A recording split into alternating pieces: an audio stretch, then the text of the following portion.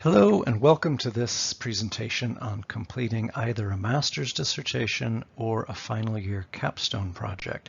There are many differences between the two, but this presentation will outline the core ground rules that apply to both. The very first thing you want to do is make a timeline for yourself. And that timeline starts today and ends on your due date. And then you're going to plot out every step of the way in between. Now, it's unlikely you're going to stick to this timeline precisely, but at least it sends you a warning signal when you start to fall behind and you know I need to devote some more time to my project. The top timeline is something that might apply to a capstone. The bottom one is for a master's because obviously they have two different due dates. So for both of them, the September or the start of the process is really about doing a lot of reading and having a lot of chats with me. And this is where we're trying to align what you're interested in with what is of interest to people in the field. So you may have a topic that you're really excited about, but nobody else really cares or it's not terribly urgent. So we keep talking until we find where those two things meet. Once we get a rough sense of that, then we move on into October or November, possibly even for master's people, and you complete a literature review. This helps you to define the precise nature of your research because you find out what research has been done already, and you don't want to repeat stuff that's been done, and you're looking in the lit review for a gap, something that really hasn't been talked about, and this is your opportunity to step in and answer those questions. Once you do the literature review, then you may, depending on the nature of your project, you may move on to gathering data. You may have outlined in your proposal actual questions you want to ask of pupils or teachers or evidence you want to dig up and so forth. And you may need to slot that into your timeline. And then you're going to be moving into the actual writing, the drafting, cutting bits out that don't make sense, redrafting, and for a capstone that would probably be running from November into December. For a master's that can run on into the new year.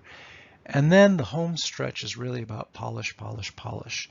The really great projects are the ones that went through a lot of polishing to the writing, because the grade and the outcome is really hugely dependent on the quality of your writing. And then the last bit of the timeline there, I said, don't submit it early. Keep polishing right up to the due date. Every little error you find, everything you can work to improve is going to help. Okay. So yeah, there are other things you can add into your timeline, as I said, like data collection. You might also decide by a certain day you want to have your temporary research questions outlined. Your research questions will always keep changing as you proceed, but you need to nail down some rough research questions by a certain date. Completing the lit review, completing the methodology. I'll give you some more advice about that in a minute. You might want to put in not only when you collect the data, but when are you going to complete your discussion of the data, your analysis of the data that comes in. When do you want to complete a first entire draft? When do you want to complete a second entire draft? So it's up to you how you want to spell all these things out. There is no one way of doing this. These are just some suggestions. Okay, the other thing you want to do today, and that is open a Word document. This Word document is going to be your complete capstone or dissertation. Okay? You have to open that right as soon as you're finished watching this video. So in that Word document, you're going to insert each section of your project, the title page, the acknowledgments, table of contents, preface, introduction, lit review, methodology. Whatever sections you're going to have, put those headings in. They're obviously empty because you haven't done anything yet. You probably don't even have a title, okay? But this document is going to be ultimately your final project. And this is the document that you're going to send to me every time we have a meeting and you want me to read your work. The point here is you're never going to send me the literature review on its own. you're always going to send the complete document. The reason being, I can't read your literature review if I don't have your bibliography. And the more you proceed, I'll need your introduction. If I'm going to read your, data analysis, I need your, it all has to work together as a package. So there will always be empty bits until you submit, but the point is, I only work with the complete document. Never send me notes or partial bits or whatever. You're going to open this, and many sections that you write are going to get cut and binned, but the section is still going to be there. The heading's going to be there until we fill it up again. I hope that makes sense. Then save this complete document repeatedly in 3 different places. If you don't save it in 3 places, you run the risk of losing it, and that would be tragic. Okay? And as I said, only ever submit the entire document to me with the bibliography, never parts, fragments, or notes. Okay, the next thing you have to do right away is start your bibliography, because you're probably tempted to do some reading on whatever area you're interested in. Well, whatever you read has to go in the bibliography. If you begin reading without opening this document and starting your bibliography, I guarantee you, you're going to lose track of important sources and ideas. If you bring me a draft to read and there's no bibliography, I can't give you feedback because I don't know what you have and you haven't read. Okay, so keep these ideas in mind as you go forward. Now, you're probably thinking about your topic, and I want you to realize that whatever you research, your dissertation or capstone needs to ask an interesting question that you genuinely don't know the answer to. Seems like a pretty basic idea, but it's amazing the number of people who don't follow this tip. It's no good saying, I think this certain type of reading activity, whatever it is, guided reading or whatever, I think it works really well for kids. So I want to research that because I think it's a great thing. Well, then maybe it is a great thing, and your research will demonstrate that, yeah, it is a great thing. You haven't learned anything, nor have I, nor has anybody who's read it. You've already decided on your answer. You didn't ask a question that required waiting for the data to come in. You're guessing, and that's going to bias your study because you're not examining the question objectively. So here's where it gets a little weird, because I'm telling you, ask a question you don't know the answer to. And what that's going to do is push you in a direction that you're not comfortable with. It's going to push you towards something that you don't know everything about. And immediately I can feel where our blood's going cold and we're thinking, no, I want to stay on familiar ground because this is a big project. Okay, if you do that strategy where you stick with things you know and you ask simple questions and you come up with simple answers, it's going to be really boring and you will pass, but it's not going to be great. It's probably not even going to be very good. It's just going to pass, okay? What I'm telling you is there an area of teaching that you don't know anything about that makes you anxious, you feel ignorant about, you think, oh, I hope nobody asks me about such and such? Great idea for a dissertation. Now you've got questions you want the answer to, okay? Is there a strategy, a method, a teaching technique, a resource, something that you don't know how effective it is? Here's your chance to find out. So I'm telling you, folks, this is going to be real research, and that's why it's the most interesting thing that you'll do in St. Mary's. So it might be something that you don't know the answer to, but now we have to think, okay, but is it a topic that's urgent and current? Does everybody else think that it's important? One way to imagine, or to think about the answer to this is, imagine you're taking your question to a funding body, like the Wellcome Trust, or there are all these bodies that fund research. Could you convince them to give you money to complete your study? Is there any urgent reason why they should care about the outcome? So you can imagine, for example, if you were researching something to do, I'm just trying to pick something that's been in the news lately, like, the mental health and well-being of students and the rise in self-harming or eating disorders or stress and anxiety, or something that seems to be really important. That things are going wrong Things are going badly for certain children, a significant number of children.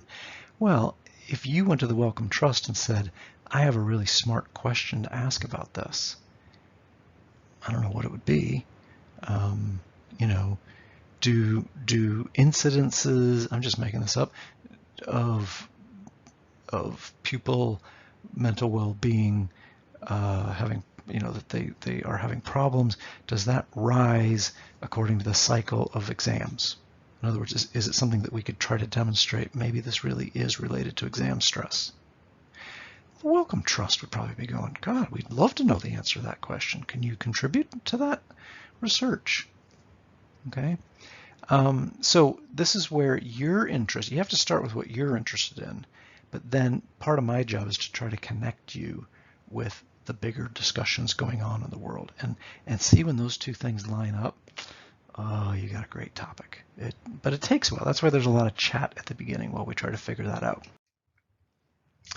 Okay, worrying about your mark will not get you a good mark. I know that's counterintuitive.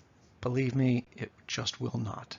The things you want to worry about, if you have to worry, would be your research question, your methods, how have you framed the question, and what's your writing like? Oh, nothing's better than a student who worries about their writing. They really want to get the writing right.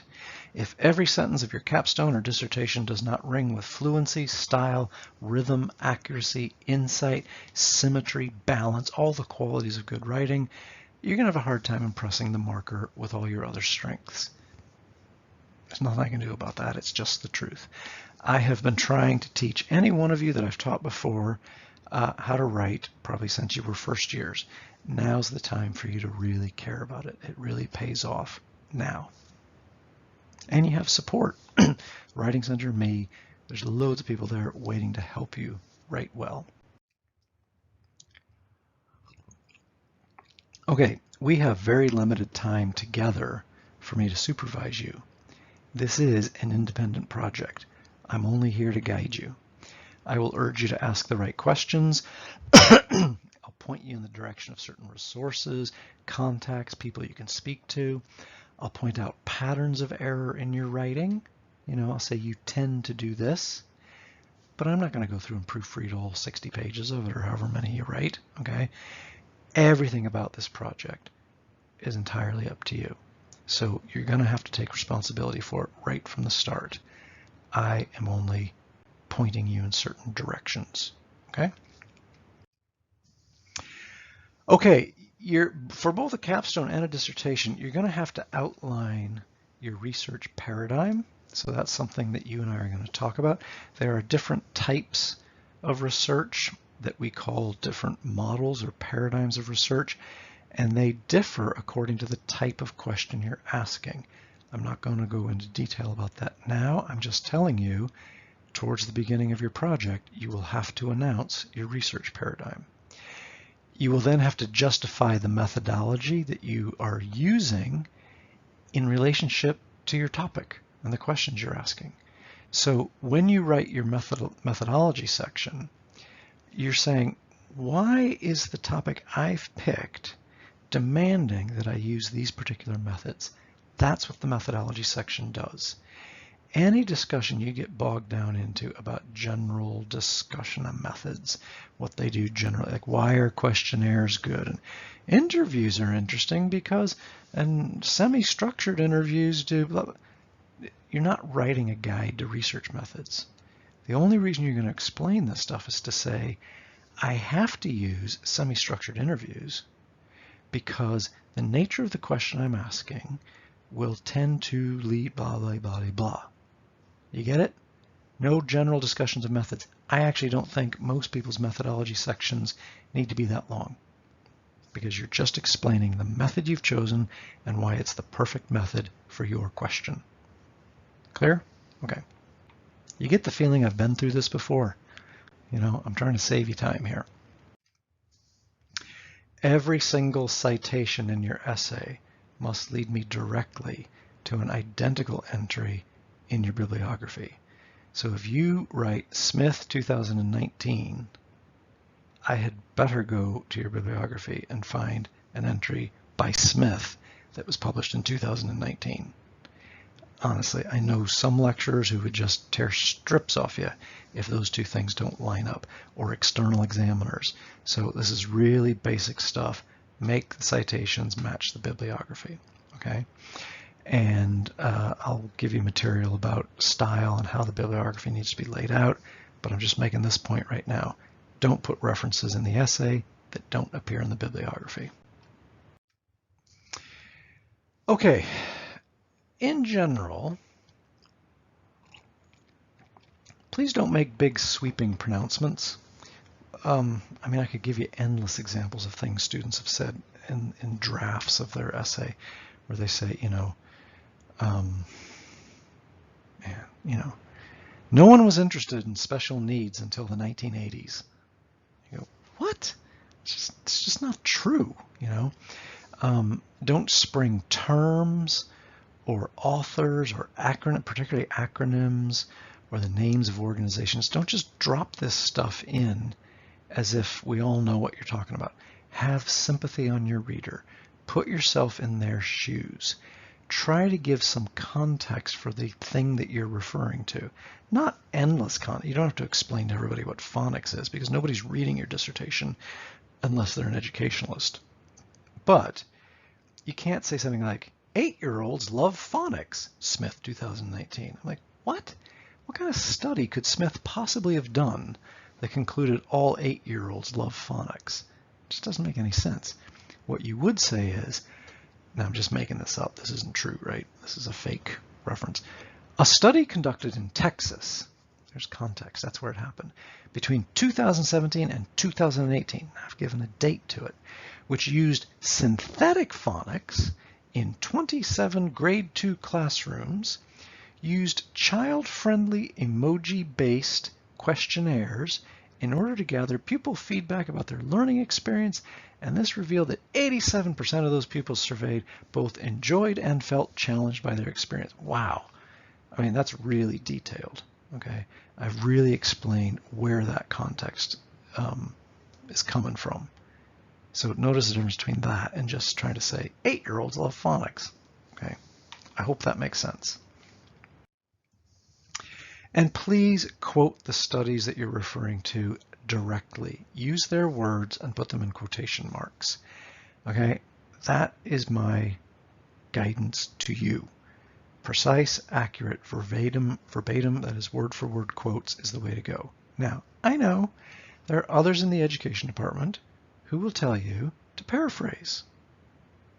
What are you going to do? We have a conflict of opinions. Well, I'm happy whenever you want. I'll explain to you in detail why I believe in direct quotation. You can then go to other lecturers and ask them why do they believe in paraphrase, because lots of people in the field of education believe very strongly in paraphrase. I don't. And someday later in life you can decide to do exactly what you like. But I'm your supervisor for now for your capstone or your dissertation, and I will insist almost always on direct quotations. Not going to get into that discussion right now.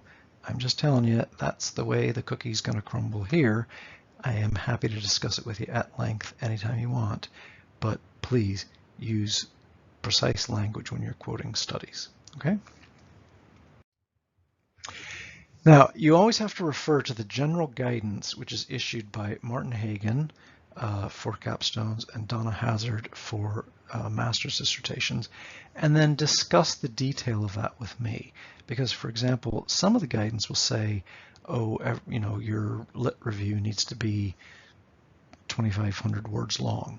And then some people actually do, they just think, oh my God, I have to make this 2,500 words. The fact is, every project is different. I will keep you on the right side of the general guidance, but I will also steer you towards what's best for your project. So for example, the literature review, for some people, is really in essence a research proposal. It can be a key part of their project, and it might be much longer in their project than in somebody else's. In fact, for most of you, I will encourage you to make the literature review a real piece of research, make it as thorough, critical, and insightful as possible. I have in fact had entire capstones in the past which were almost completely a critical literature review, and 2 of those won the undergraduate award. So it is a way to do things. So the general guidance is there to try to keep us all right, but sometimes we have to adapt it because of the particular kind of project that you're involved with. Okay, so keep that in mind. And listen, lastly, if you're not excited about your project, come talk to me. Make an appointment, speak to me. Okay, I judge these projects by one thing. Am I eager to read the results? And I have to tell you, 9 times out of 10, I can't wait to read the project. Do I want to learn the answer to the question that's being asked? If yes, then you're on the right path. You should be equally excited about discovering the answer to your question. So if you're asking a very familiar question that you think you know the answer to, that's all very comfortable territory, it's probably not going to be exciting research. So we're going to push the boat out, we're going to take some risks, we're going to ask real questions, we're going to do real research, and you should be excited to get on to the next stage at every point. Okay? So enjoy it. If you have any problems, get in touch and I'll give you a hand. Thanks.